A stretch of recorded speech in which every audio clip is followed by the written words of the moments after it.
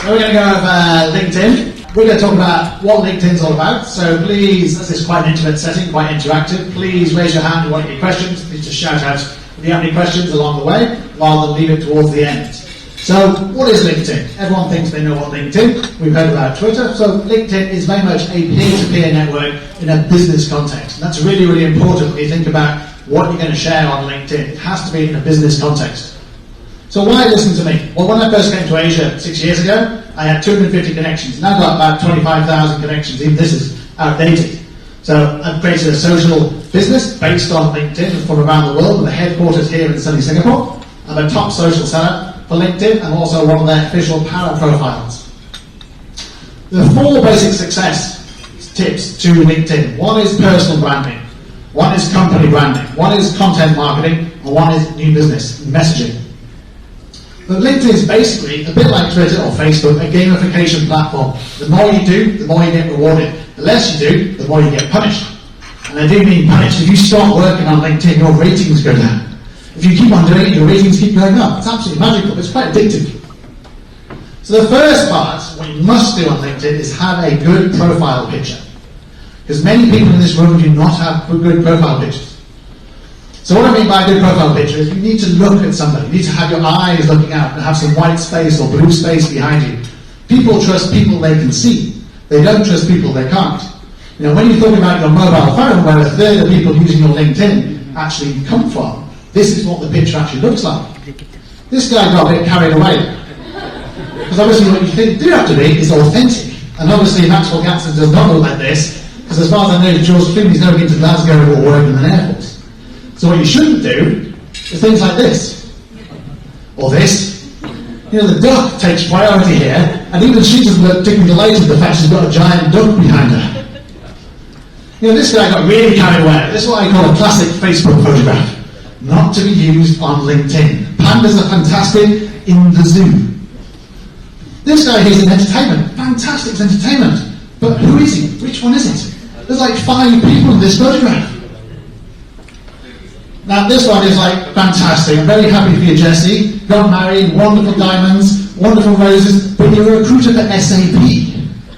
How do we take you seriously? If you're throwing flowers or wedding photography or wedding dress, it's fantastic, but you're a recruiter for SAP. Now this guy works in Singapore. Now, I've only been here 6 years, but as far as I remember, it's never ever snowed.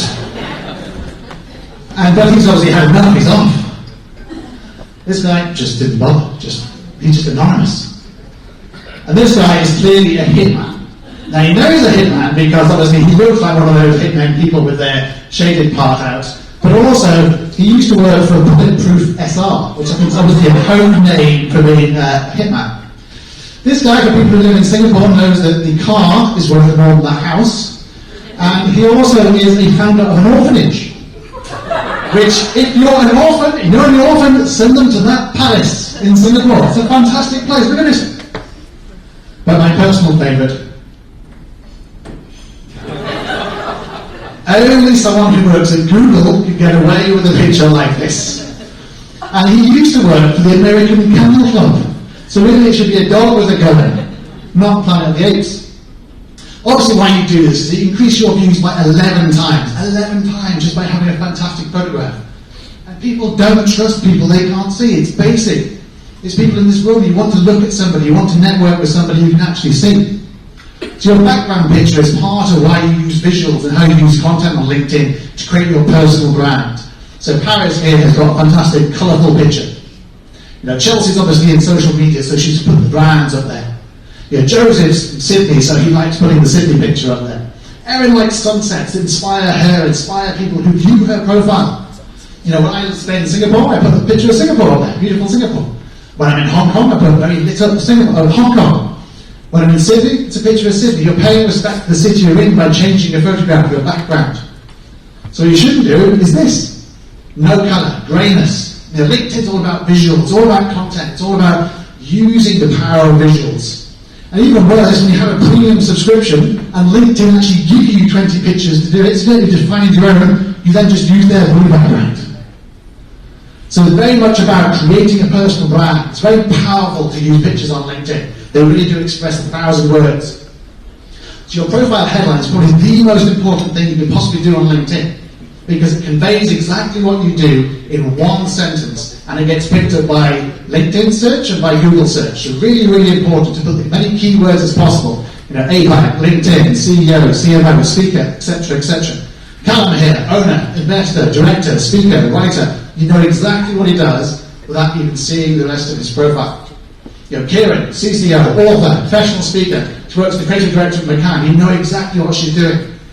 You don't need to see anything else.